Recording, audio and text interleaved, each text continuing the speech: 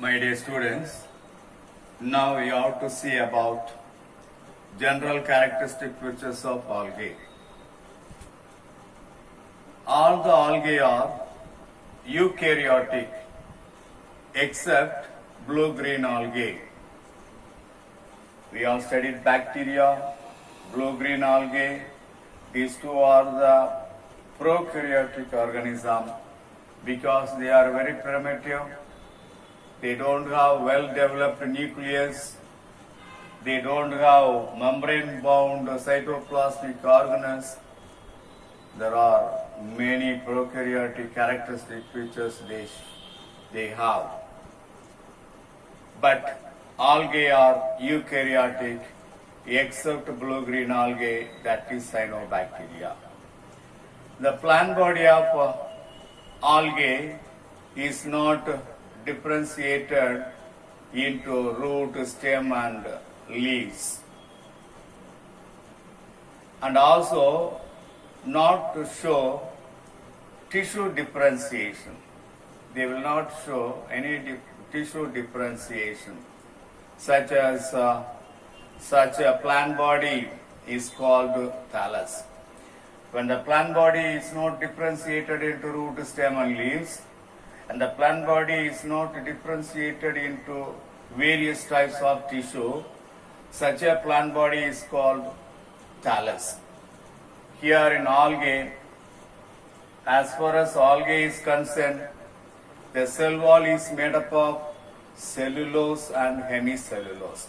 Usually, in other advanced plants, in all advanced plants, the cell wall is made up of cellulose. But here it is made up of both cellulose as well as hemicellulose.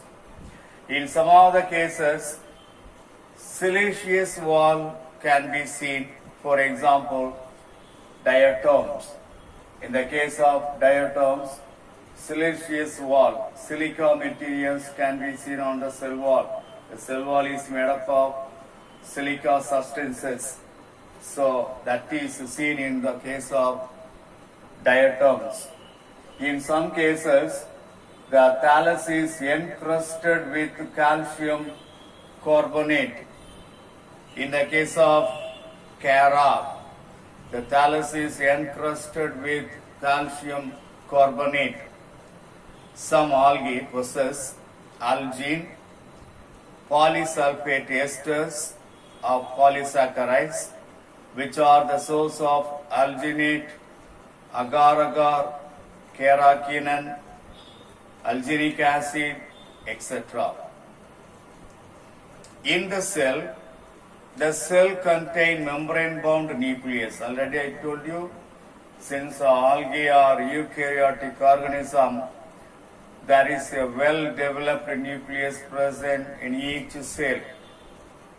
The cell contains membrane-bound nucleus, and also cell organelles, membrane-bound cell organelles like chloroplast, mitochondria, endoplasmic reticulum, Golgi apparatus, etc. are present.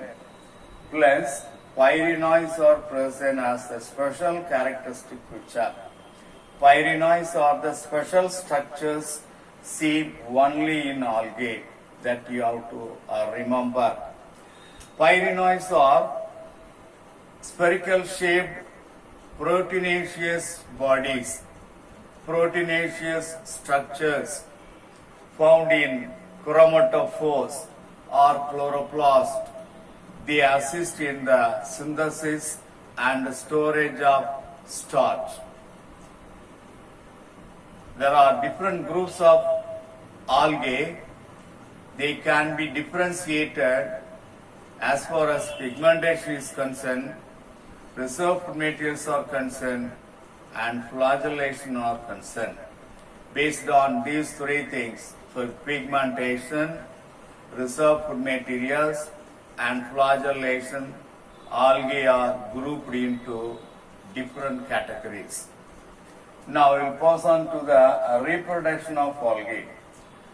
There are three types of reproduction can be seen in algae. One is vegetative reproduction, second one is asexual reproduction, and third one is sexual reproduction. First you will see vegetative reproduction. Vegetative reproduction takes place by the following method: fission, fragmentation, budding, bulbils, akinase, and tubers. These are all the methods followed in the vegetative reproduction of algae. First one, fission.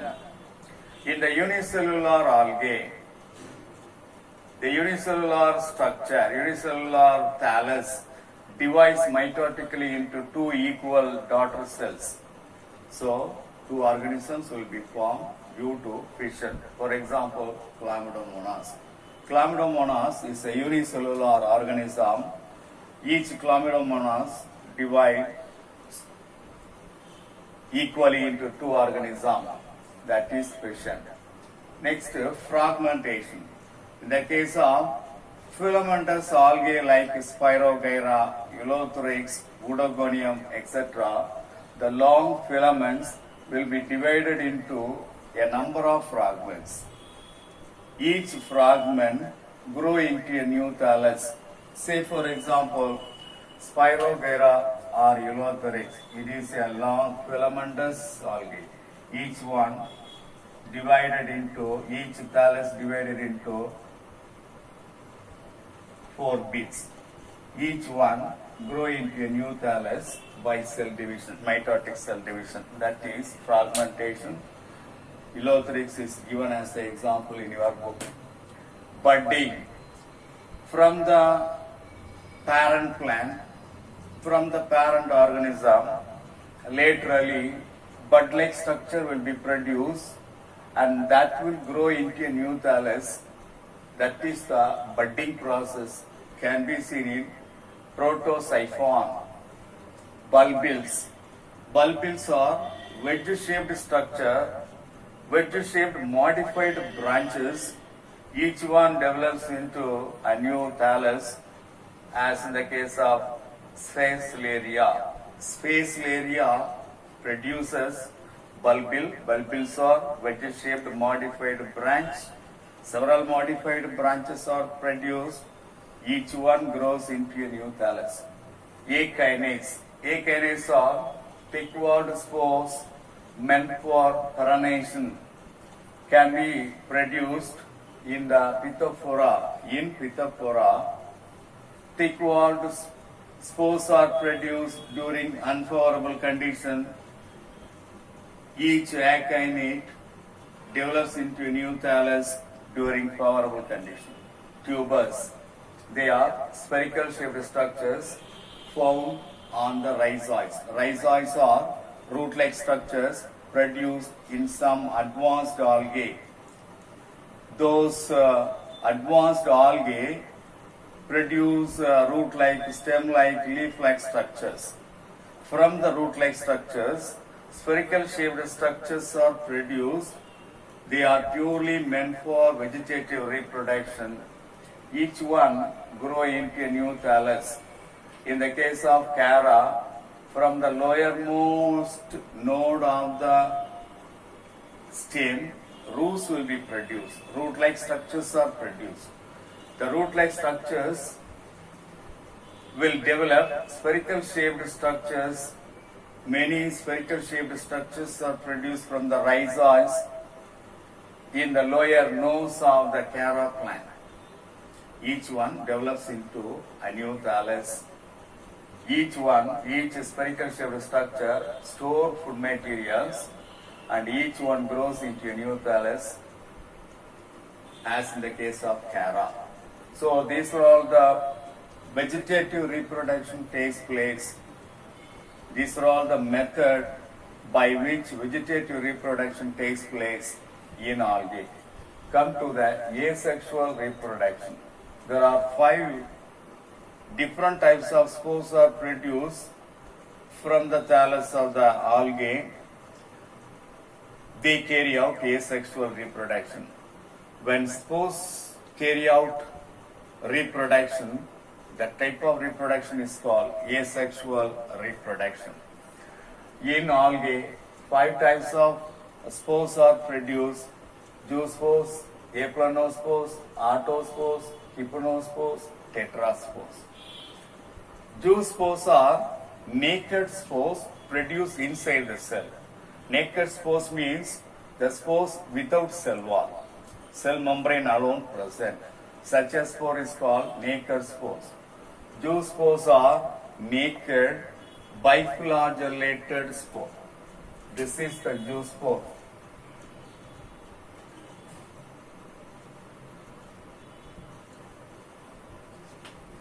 Biflagellated spore means having two flagella anteriorly. Produced in the case of Ulothrix, Oedogonium, inside the cell, a number of naked biflagellated spores are produced. Each one develops into a new thallus. That is the case of Ulothrix and Oedogonium. Aplanospores. In the case of Archaria, thin-walled non-motile spores are produced inside the cell. Those thin-walled non-motile spores are called aplanospores. Each aplanospores grows into a new thallus. Autospores. In the case of Chlorella, spores are produced inside the cell. The spores are very much resemble to that of the parent cell. Spores look like parent cell are called autospores. Example, Chlorella. Hypnospores. In the case of Chlamydomonas nivalis, thick-walled aplanospores are produced. Aplanospores are thin-walled. When the aplanospores are thick-walled, that is called hypnospores. Produced in the case of Chlamydomonas nivalis. Tetraspores. In Polysiphonia, haploid spores are produced after meiosis. So, 4 spores will be produced in each group. 4 spores will be there. That will be produced after meiosis. Those spores are haploid spores. Haploid spores formed after meiosis are called tetraspores. Example, Polysiphonia. Come to the sexual reproduction. Sexual reproduction involves male and female gametes. Male gamete unite with the female gamete and form zygote. The zygote develops into new thallus or new organism. Sexual reproduction is of 3 types: isogamy, anisogamy, and oogamy. First, we'll say isogamy. The male and female gametes are morphologically and physiologically similar. The fusion of male and female gametes are morphologically and physiologically similar. Such a type of sexual reproduction is called isogamy type of sexual reproduction. Example, Ulothrix. Anisogamy. When the male and female gametes are either morphologically or physiologically dissimilar, such a type of sexual reproduction is called anisogamy. That can be seen in Pandorina. The third type is oogamy. The fusion of male and female gametes are both morphologically and physiologically dissimilar. For example, sargassum. So these are all the 3 types of sexual reproduction come across in algae. The oldest recorded algae is given in your book, Gryphania. Gryphania is the oldest recorded alga discovered in the bounded iron formation of northern Michigan, dated to approximately 2100 MA. MA means mega annum, that refers to million years. GA, giga annum, that means billion years. Ka, kilo annum, that refers to 1000 years. So now we have studied about general characteristic features of algae, reproduction in algae. In reproduction, there are three methods: vegetative reproduction, asexual reproduction, and sexual reproduction. In each reproduction, each types of reproduction, there are several subtopics we have seen. Finally, we have seen oldest recorded alga. That's all about it.